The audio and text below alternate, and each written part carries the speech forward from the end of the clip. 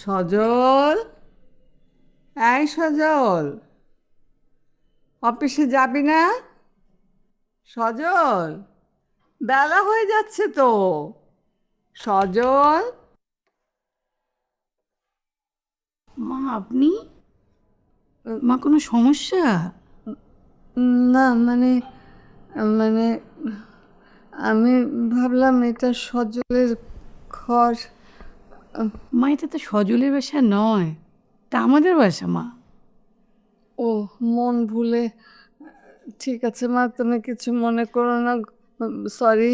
না মা, কোনো অসুবিধা নেই।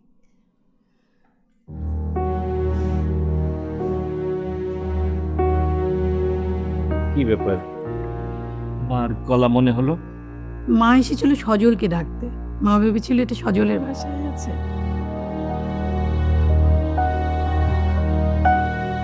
এসো।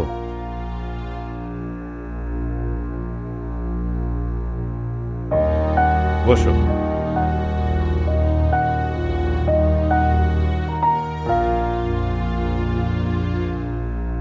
ওই যে বাংলা একটা কথা আছে না, নারী ছেঁড়া ধন। আমাদের সজল হচ্ছে মার সেই নারী ছেঁড়া ধন, বুঝলে?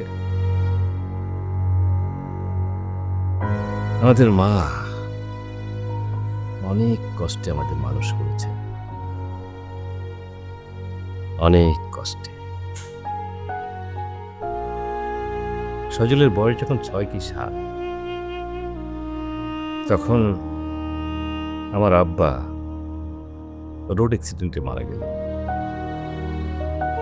আমাদের আর্থিক অবস্থা সেরকম খারাপ ছিল না, মোটামুটি মধ্যবিত্ত সচ্ছল।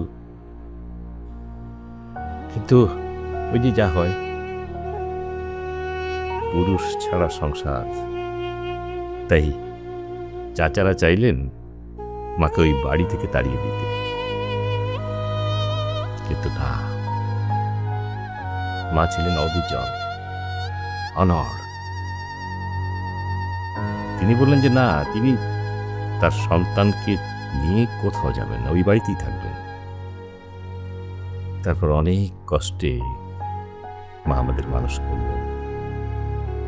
কত স্মৃতি জানো, মা না আমাদের এক থালায় 3 ভাইকে ভাত খাইয়ে দিতেন।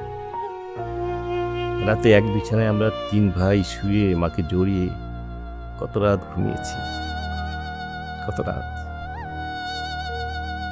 তারপর অনেক কষ্টে, অনেক কষ্টে মা আমাদের সবাইকে মানুষ করলেন। আমাকে ক্যাডেট কলেজে ভর্তি করালেন, পাবেলকেও একই কলেজে। ফলে হলো কি, মার কাছে রয়ে গেল শুধু সজল। আর সে কারণেই সজলের সাথে মার একটা বন্ডিং তৈরি হলো, একটা সাইকোলজিক্যাল বন্ডিং। কেউ কাউকে ছাড়তে পারে না, একা থাকতে পারে না।